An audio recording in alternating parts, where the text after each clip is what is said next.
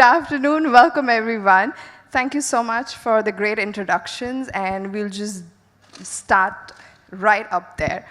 Thank you so much, panelists, for joining this session. We're going to talk about experiential dining. Is it worth the investment? For multiple custodians here, which is our guests, the brands, and very much the bottom line, right? So without wasting any time, I'm just going to go into the first question for everyone. I want you guys to tell me, how do you define experiential dining? What is your take on that? What does it mean to you? Is it storytelling? Is it service? It's definitely beyond food. So maybe we start with Mr. Kalra. Well, good afternoon, ladies and gentlemen, and thanks for inviting me for today's Food Business Forum. Well, the question is very interesting, and that's what I was expecting, that experiential dining can be defined as I can say, a multi-sensory experience which involves interactive, immersive, and entertaining elements. Either on their own individually or in combination, they provide or they create a dining experience. The dining, I will say, has always involved the stimulation of various senses. The difference is now that we have added intrinsic, means essential or non-essential factors to make the dining experience more, you can say, engaging and personalized. That's amazing. Yeah. Chef Jitin. First of all, hello everyone. Is this working? Yeah. Yep. Okay. According to me, I think when you dine out to satisfy your hunger, that's one part of it, which anything beyond that is experiential dining. I mean, having street snacks in a street in Mumbai, having your chaats or whatever, or having a panini in a cold winter day, that would evoke a memory, right? So I would say anything that's aside from just satiety value of your meal is experiential dining. It could be in various forms. It could be sight, sound, touch, all of those other than hunger. So pretty much we're all in the same boat saying that we are in some, whether we call it or not, whether you frame it or not or use the word, you wouldn't dine out, in let's say the restaurants that I run, you wouldn't dine out there just because you're hungry. You would come out for an evening out. It's not, has to be a celebration, but you're going out for a reason other than just satisfying your hunger. So that's the way I would, let's say, define it. And then chefs and restaurateurs have gone a step forward saying that, okay, let's bring in today's age and today's world, put AI in, put sound and speakers and touch and feel and look. And, Heston was the first one who done it back in London when you had the sound of the sea to kind of use sensory, all the sensory kind of touch points. So I believe that's what it is for me. That's a great take. Howard. For me, so I've been working in Michelin restaurants a while back ago for 10 years and seeing it evolve as when Fran Adria created manipulating ingredients to Grant Achatz also paving the way. And now we see that technology is in full form, and in 2003, when I was working in a Michelin restaurant, the world was still so big. And now with the information that you get with social media, with everything in that nature, things have just excelled and has just aggressively just moved on forward. And now you see it doesn't have to be these smoking mirrors and anything like that. Look at Noma with what they're doing, with creating a specific ingredient and changing that and manipulating that into beautiful deliciousness. So that's my take on it. Thank you. What do you think, Faye? I think, Jitin, apart from being an amazing chef, you're also a bit of a mind reader, because a lot of what you said was. I just got your script, which you left down in the dining room. But I fully agree that basically experiential dining is seeking out over and above, eating a dish or a food, something that will really ignite your senses. But I'll take it a step further. Like, why would we go out and grab a burger or go to a hole in the wall or go to a particular restaurant? For me, and what I think a lot of people do, is to connect with a feeling. So experiential dining is basically connecting with something that you're looking for, and it has to do with emotion a lot. Sometimes it is nostalgia, sometimes it's an appetite for adventure or exploration, but it's very emotional. So I tie the experience to the emotion. On point. Alex, what is your take on that?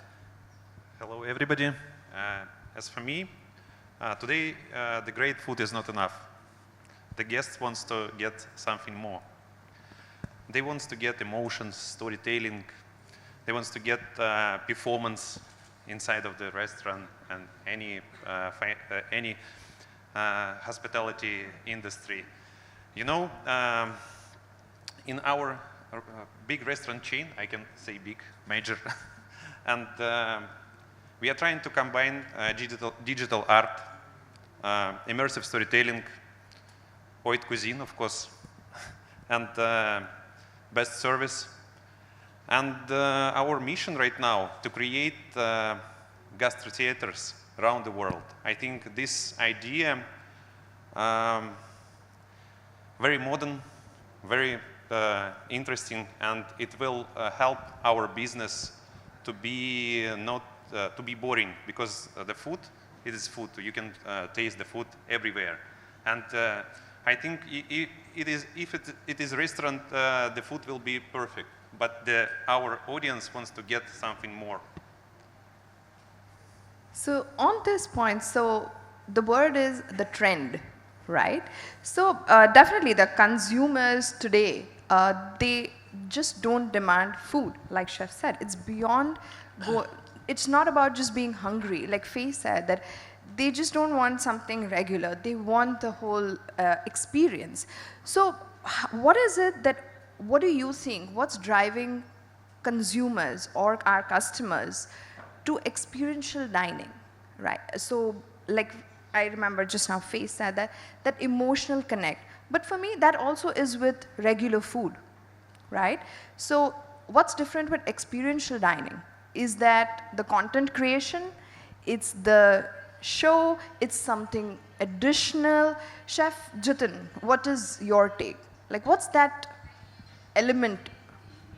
So I think it's a mixture of both, and again, depends on, it's a generational thing as well. I think where different generations come and dine out and eat out for different reasons. And first of all, the high-end experiential dining restaurants, which are really, let's say, expensive and once in a lifetime only, that if I've done it once, I'll probably never do that again. For the restaurant side, they don't mind as long as they're full every day. But from a guest, from a, let's say, a very logical point of view, no one's going to come back to you again, because they've been there once, tick the box, and that's it, thank you very much. But then, so it's like a win-win, or a lose-lose, whatever you know. How. So in a restaurant, so that's the kind of, let's say, the brass tags of that layer of restaurants which would attract a certain different niche client.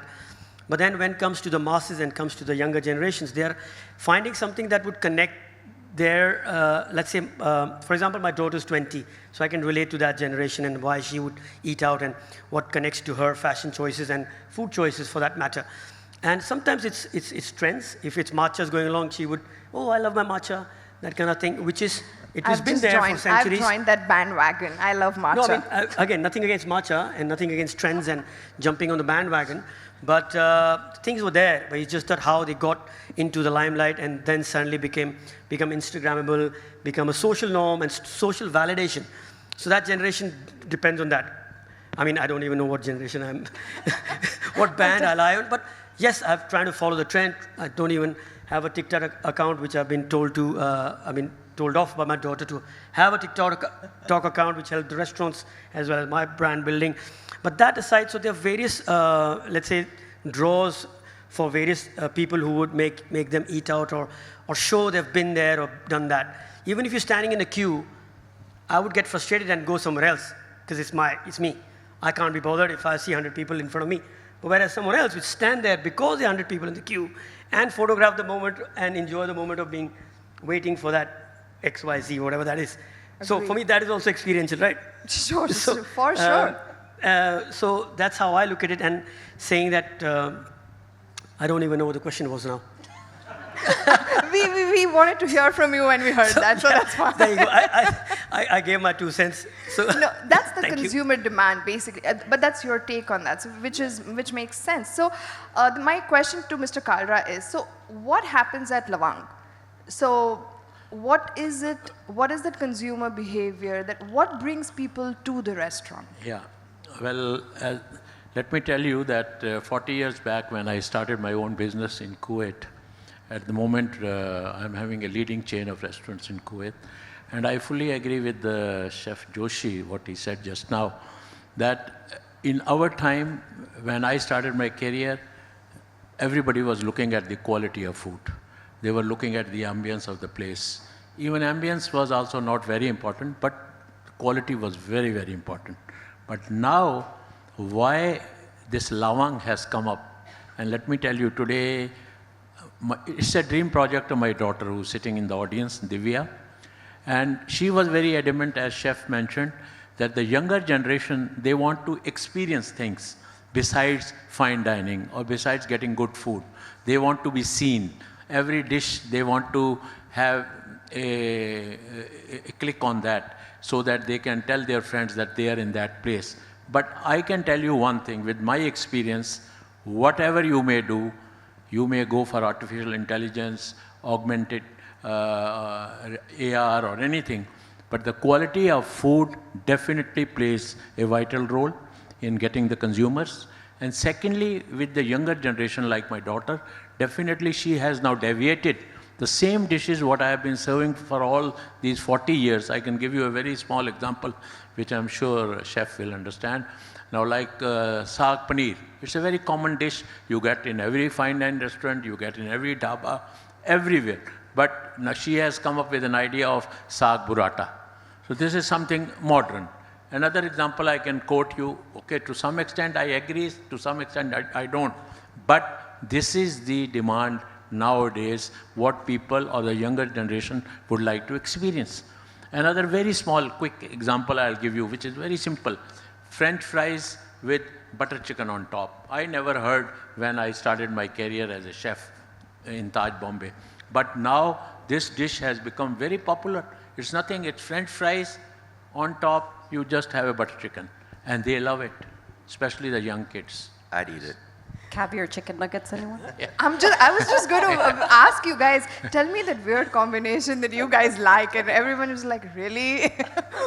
Tell me. You know, my son is 12 years old, and he's coming to my restaurant and always ask about French fries with truffle and Parmesan. And sometimes I ask him, what would you like to have on a breakfast? He said, sushi. I said, sushi? I think that brings me to the next question, which is consumer behavior and expectations. Yeah. I think we've touched upon this between our last 2 questions. How do you manage expectations around experiential dining? And how do they differ from the Gen Zs, Gen X, and the millennials, right? The reason I would like to know this is because you said your son, how old is he? 12. And he's not going to spend, right? You're going to pay for it, but you are definitely going to think, is this worth paying for, right? Things like these. So what is important when you guys open restaurants, when you create menus, when you do pricing? How do you differentiate, or what is it that drives you guys? So maybe my question to Howard. Okay, so I think that even though what the consumer is expecting, it's also about the restaurants that have made change in the world. So let's say, for instance, a most recent one would be would be Noma, right? So Noma changed everybody the way they cooked, about fermentation, about exploring new flavors and things like that, and that kind of transcends into other chefs really taking that on as well. So I think that is a huge important part of the reasons what they expect. Also, I also think that now, after COVID, post-COVID, people are, and the way the job markets are looking now, with what's happening, volatility in the world, people don't want to spend 900, 1,000 dirhams per person for a meal out, you know? And with inflation, you know, I used to be able to go out for two people for 1,500 dirhams, have a great meal and bottle of wine. Now that's run me up 2,500 dirhams. So it makes me kind of, you know, step back and say, okay, is that really feasible? Is that smart? And so we have to also adapt to what the consumer would like, and that is something that is very affordable. That is not affordable, but I would say more attainable. That's something that now I think of. I want the guest to come back if he or she wants to, maybe twice a month. Sure. That will change the ball game in my revenue. So that's what I think. Yeah. Absolutely, Chef Jitin. Do you have any other point of view on that? Like, what differences, or sorry, what is different when you cater to different audiences? So, for example, we recently set up Revolver 3 months ago, and Revolver is a brand existing from Singapore. So we had some sort of, the brand had its boundaries. It had like a structure. It wasn't like a carte blanche for me to kind of create something. So, but Maison Dali next door, we had to create something from scratch. It was a new restaurant, homegrown, by one of my chef partners, Tristan Farmer. So I could see the difference in our thought process, where we were launching Revolver here in the same building, and then Maison Dali, because then you're trying to identify who your target audience is. And based on that comes the question of what is their spending power. If their spending power is A, B, C, X, Y, Z, then you say, oh, that's my average check. So that's the way you work backwards, saying that, okay, I'm going to attack this segment. Or this is my, not attack, is not the right word, but this is my, let's say, aim. And then I'm going to, you know, your target audience. And then everything would, so my sourcing and Tristan's sourcing would be slightly different based on what we're trying to achieve on the same plate of, let's say, plate of food, for example, whether it be a starter or a main course. So then suddenly that means your terms like positioning and all that will come into play. But then what we are consciously trying to do, whether it's a price point A or a B or a C, we're trying to give a value proposition. So value proposition doesn't mean cheap in quality, which means it's for that price, what you're getting is the best in class. And hence, you would say that, yeah, it's X amount of price tag, but it's worth that price tag. So if I've got king crab leg on the menu, it comes with a price tag. If you don't want king crab leg on the menu, you have something else to opt for. So I think that's how we kind of analyze and evaluate our, and we've been making tweaks. We're 3 months into the business, and we've changed our pricing strategy a few times over. And I tell my team that you might think that, you know, what's going on, the guys don't know what they're doing. Why are they chopping and changing, and why are they tweaking those prices every now and again? It's because I know what I'm doing. If it's not working, I've got the flexibility to move things around, rather than saying that, no, this is what is Revolver, this is how it's going to be. I might, you know, put a bet on it, it's going to work. Because I don't know. If it doesn't work at 100 dirhams, I'll put it at 95 dirhams. But I'll make sure that it works within my margins and within the value proposition given to the diner. So you've got to be in the shoes for both. It's not a charity, first of all. 100%. And secondly, it's not a rip-off either. So, you know, that's how I would try to, you know, end that It's answer. Just such a difficult position, right, to maintain that balance. And you need to be relevant all the time. Correct. So I just have a question for you. Which generation do you think doesn't mind spending on experiential dining? Do you think the Gen Zs or the millennials or the Gen X, the older generation, because there can be different point of views, right? Who do you think can definitely spend without thinking? Or Without they see thinking? value. I'm thinking Or here. they see value there. You know what I mean? Like, okay, I don't mind paying 100 dirhams for this glass of water because maybe I don't know where this water's come from. You know, where you seek value. Yeah, I think even from, I'm a Gen Xer, so even from my generation, I think times have changed. Right. So I do believe that there is a price sensitivity that comes across all generations. It's just the global geopolitics, inflation, everything that has come, COVID has all made us realize the value of a buck. So I do not necessarily think that it's a generational applicable thing. Right. However, also as a natural progression of things, right? The older the generation is, the longer they've worked, the longer they've saved, they do have more disposable income. But since everybody's talked about their kids today, I think it's my turn. When my son saw me this morning, he's like, "Where are you going all dressed up, Mommy?" I said, "I'm going to be on a panel." "What are you going to talk about?" He's 16, he's not that young. About experiential dining and whether it's worth investing in. And he was like, "Nope." Oh, wow. That's our answer. I'm here. like, "Tell me more." And I'm quoting here. He's like, "She, shoo, shoo, food, little morsel on dry ice." This is his idea. And overpaying for it. So this is, I'm literally quoting him, like from the horse's mouth, how he would view this thing. And then I argued back. I'm like, well, what about when you go to Topgolf with your friends and you play golf and you order food? You love that experience, right? So he's like, huh. I'm like, so I think it's something that they're still discovering. What does it mean to them? But as the Gen Zers are now like entering their early 20s, mid 20s, this is a generation that is going to be spending in the next 10 years. So they will be shaping consumer behavior and customer patterns, and we have to think about that. That's such a great point. Just because you've quoted your son, I'm going to quote my mother-in-law, who calls experiential dining magic shows. And I'm ashamed. I'm like, okay, I'm from the industry. And that's what we sell. So talking about the pricing impact and that, Mr. Kalra, I have a question for you. How does experiential dining impact the pricing models and profitability? This is a very tricky question, and definitely. Now, I'll just say that when you start with a new project, definitely you have to do a proper market research. Without that, as chef, I was just hearing him that they had to change the prices or whatever. Means you have to really do a research. It may take time, it may take 6 months, 1 year, whatever. Now it all depends what all you are going to provide. For experiential, are you going to link the dining with the entertainment, or it's only dining? What priority you are going to give? Are you going to give priority to the entertainment or to dine-in? If dine-in is kept aside and the more emphasis on the entertainment, definitely the pricing structure will be different.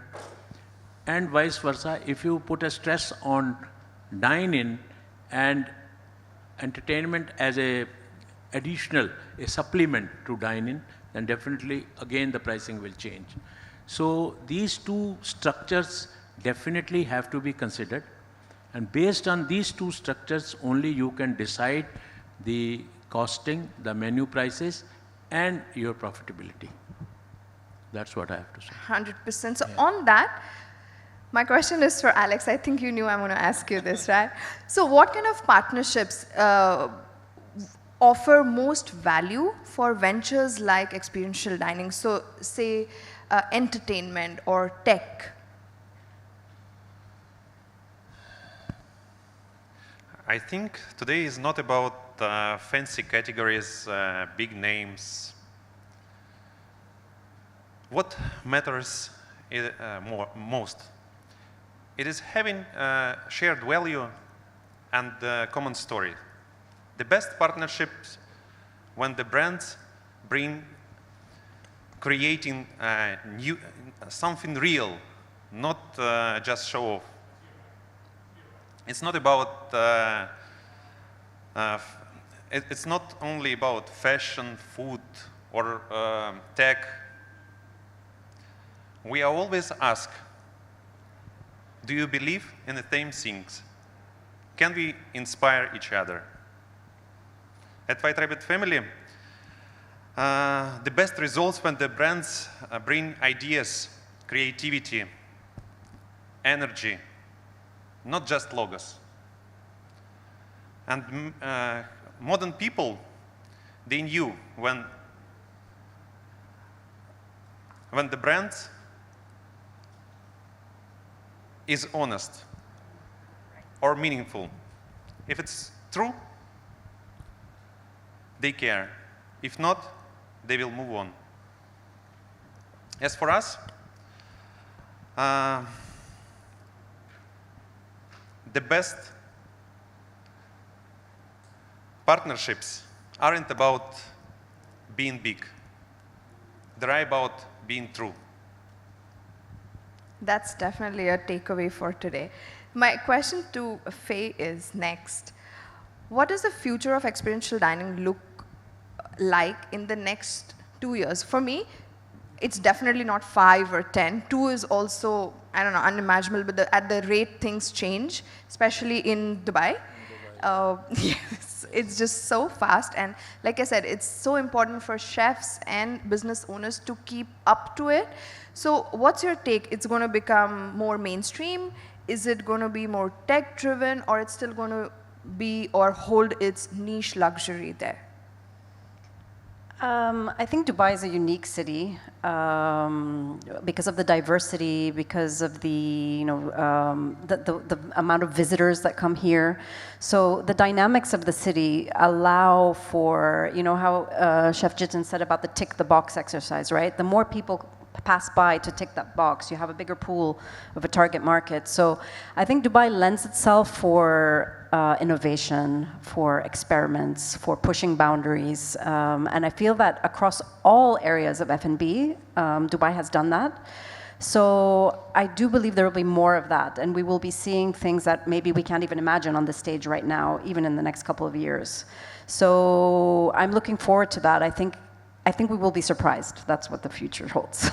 I am completely agreeing with that.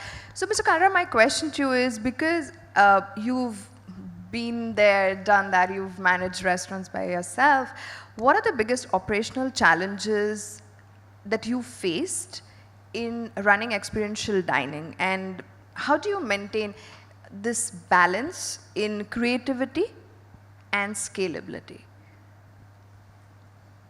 The most important thing is that once you enter into the restaurant business, of course, as I mentioned earlier, you have to have a vast study of the people, what exactly is the requirement in the market, what people are looking for. That's what I did about 35 years back.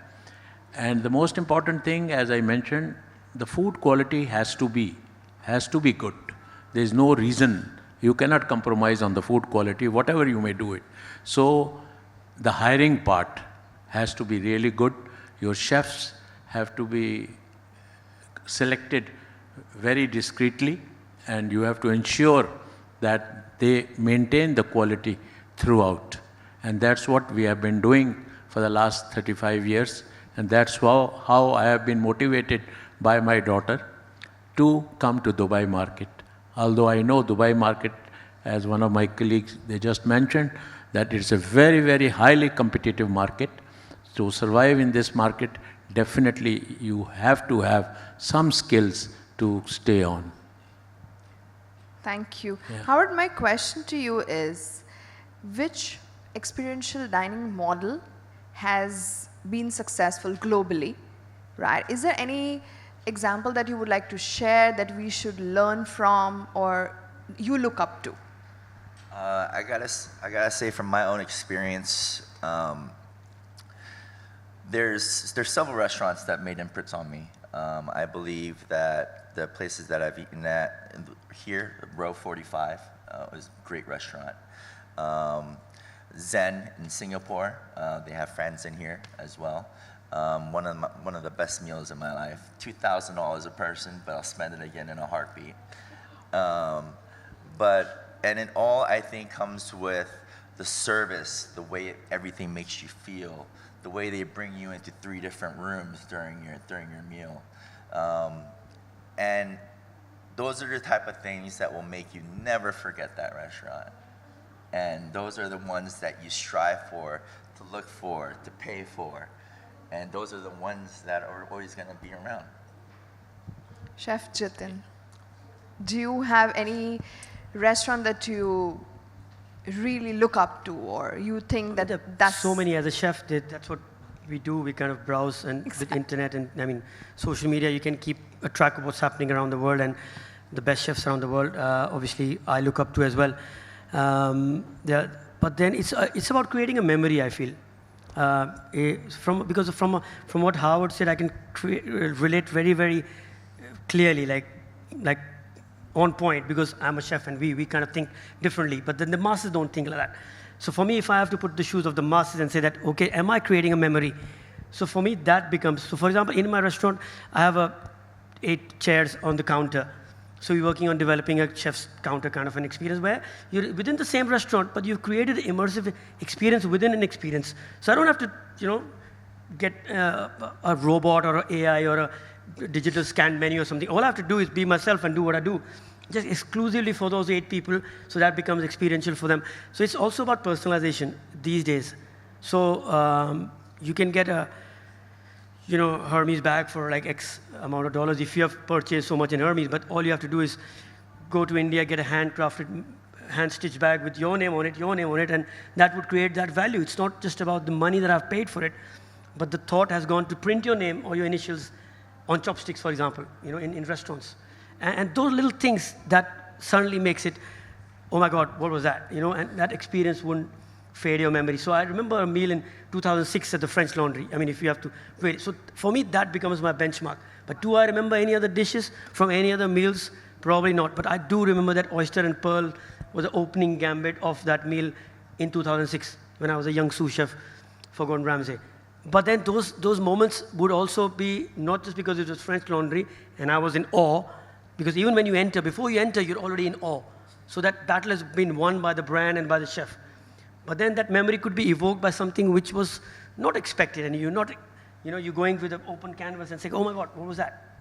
So that's what I'm trying to create at Revolver here in Dubai. So creating that wow factor and making sure that your guest leaves with that memory is what you guys look forward to, right?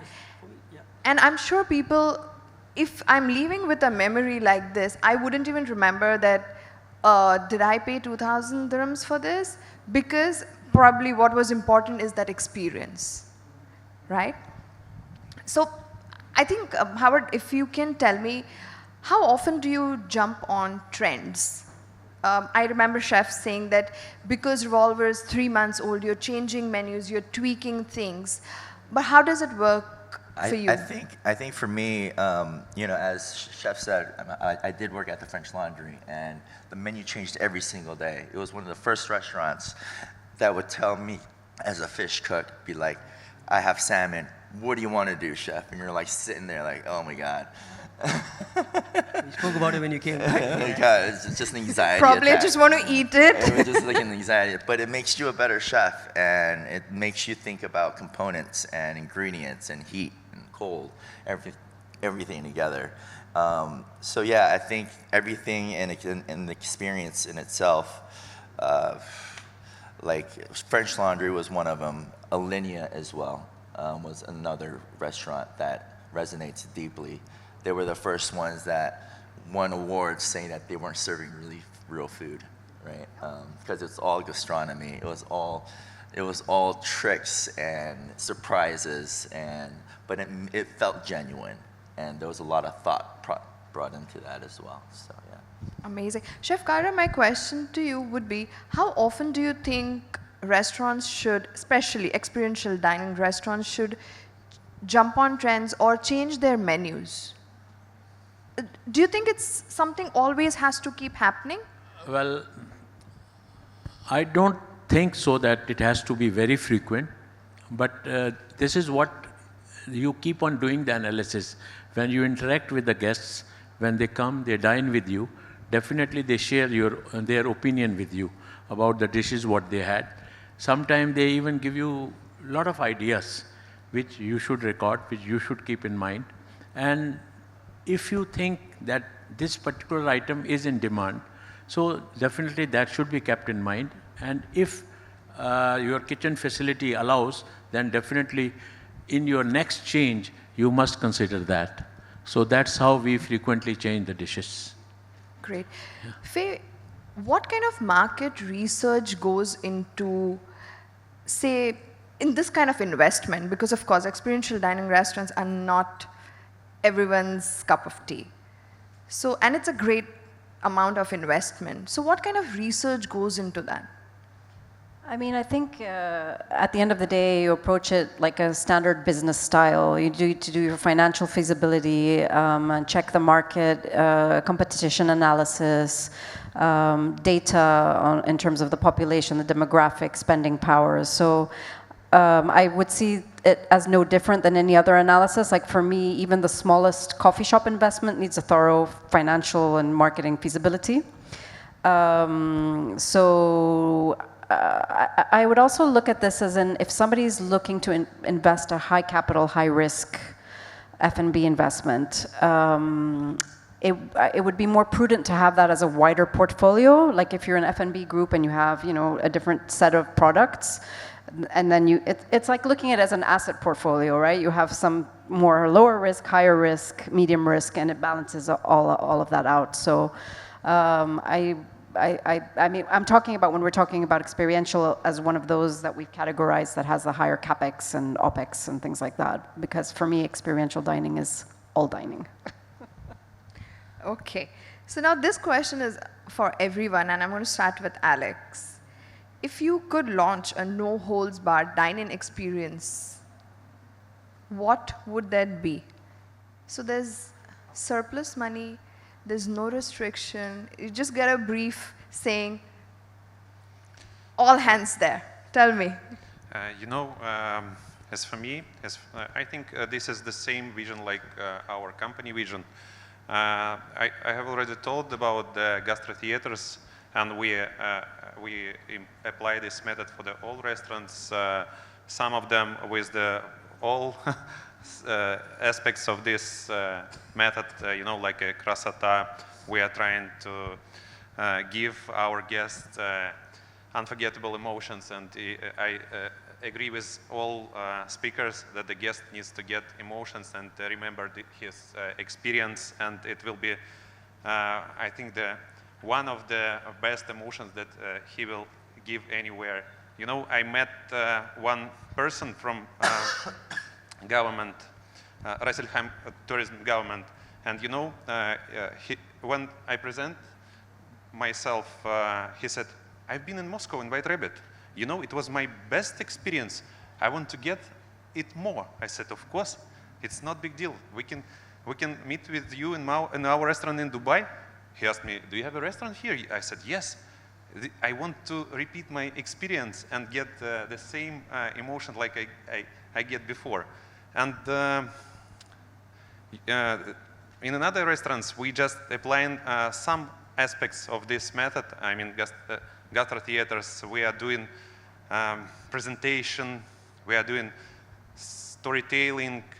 Some of our dishes, they are not as simple, like black caviar tiramisu, the can of black caviar, it is tiramisu, black pearl.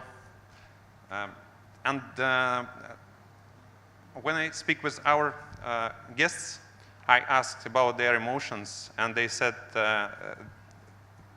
the money is not important for them. Emotions important right now. Amazing. I think, Mr. Kalra, the question is, what is it that you will do when you have no restrictions? Do you have a vision? When we have no restrictions? No restrictions on money, no restrictions, no barriers. You go all out. What would you want to do? Well, I just mentioned that we have recently opened a very luxurious, a very nice restaurant in Boulevard by name of Lavang. And I'll add one thing, as you mentioned, as the chef was saying about the emotions. Now, you should come up with something where people should have an emotional touch. Now, I'll just give you a very small example. I just went to one of the offices of a gentleman, and I happened to speak to him. There were a lot of people over there taking some photographs with him. So I said, who is this gentleman? They said, well, he is the boss, this and that. So you also go and have a photograph. I said, okay. So I went and met him. So he says, you are from? I said, I'm from Kuwait. He says, oh, I used to be in Kuwait. I said, very good. So we started discussing about, a little bit about the food. He says, I used to love adrak ke panje. Now, adrak ke panje is a very normal dish, lamb chops marinated with some Indian spices. So what I am trying to say, he was so emotionally attached to that dish that till today, he is getting that dish from my restaurant from Kuwait to Dubai. So that was something great for me to hear, and that was an inspiration for me to come to Dubai. And I said, now you will be having the same dish in one of our restaurants in Dubai. That is great. I think you guys have already, we have restaurants which is a month old, 3 months old, and Inked is, when's Ink starting? Inked is TBD right now. Right. We are in the current place to looking for locations. So it's definitely that no bars for you, and you're going all out with Yeah, this, right? so yeah, Inked is something that I've always wanted to do since I was working as in Michelin star restaurants. Septime is one of the restaurants that I look up to. It's a gastronomy restaurant where they were the first ones that you can get a 5-course for 85 euros. And so I wanted to, there's a gap in the market here. I feel like that Right. doesn't do that. And 20-seater, you know, looks like a Brooklyn tattoo loft because it has to be an extension of me, right? And I'm tatted head to toe. So, and yeah, and then when you sit down into the kitchen, it gives you a dual reality of inside. When you sit at the bar, it's a full fine dining Bonnet kitchen. Amazing. So- I know we have an overrun here, but if you can give us exactly 2 minutes, I'm going to wrap up. It's just a very simple last one that we're going to do. You just have to answer agree or disagree, right? We'll start with Mr. Kalra. Do you think experiential dining is a trend? Agree or disagree? Agree. Chef? I mean, it's a very tricky one. It's a very tricky. Yeah. I know. I'm not an easy I person. wanted to explain, but now you I said the would time say is very limited. That is the tricky part. Yeah. So disagree then. Yeah. Okay. I will also say disagree. Okay. Because I have an explanation for that. Yeah. Yeah, just a yes or no. Howard, I is don't it? think experimental dining is going anywhere. So Is it's it here a to stay. trend? Okay. It's here to stay. Okay. Not a trend. As for me, it's trend, I think. Okay. We'll start again. The question, diners are hungry for elevated experiences worth the splurge. Not really. So disagree. Yeah, disagree. Okay. You cannot explain. It's agree or Yeah, there disagree. is an explanation, but no time. But I disagree. I agree. Okay. I agree. I also agree. Me too. Amazing. Operational costs associated with experiential dining are justifiable in the long term. Yeah, Agree? I agree. Okay. Yes. Yes, yes. I'm not so sure. I agree. No, exactly. I was waiting for that word to pop out of somewhere. PNLs, PNL. I think it's up to market too. Exactly. But you cannot explain, right? Okay. Technology, AR, projection, mapping, etc., is worth the hype and cost. Agree or disagree? Yeah, I agree. No, it's not about the hype. I mean, if I was going to Alchemist, yeah, but other than that, no. So agree or disagree, Howard? Yeah. Yes? Okay. Is it worth the cost, you said? Yes. Is it worth the cost? On some occasions. Okay. I'm not agree. I know why. Because this is emotion. Right. Okay. Independent operators can adopt experiential elements without massive investments. Individual. Yes. Yes, I agree. Okay. Yes. Yes. 100%. Me too. Okay. Restaurants are selling more than meals. They're selling a lifestyle. Now, I have to explain this because Disqualified. Lifestyle is also emotions, huh? Dine-in is a lifestyle. Okay, Yeah. Experiential is not a lifestyle. okay, Experiential supplements the dine-in style. okay, I disagree. okay. Oh, I disagree. I also disagree. More meals. Okay. Capitalize on popularity of influencers and brand collabs. Agree or disagree? Okay. Worth consideration. So I would say agree. Okay. Agree. Okay. Yes. Agree. Yeah. Agree. Yeah. Every point has an explanation, but we are not getting a chance to explain. Yeah. Howard. Influencers, damn. I know. It's like half of Dubai, isn't it? Your marketing is not going to like you guys. No, I don't agree. You have to agree. Okay. Agree or disagree? Agree. Okay. Influencers, yes. No. Collabs, yes. I agree. Thank you. Thank you so much, guys. I think this was a great panel. Thank you, panelists, for such amazing information shared today. Thank you very much. Thank you. Thank you. Thank you so much.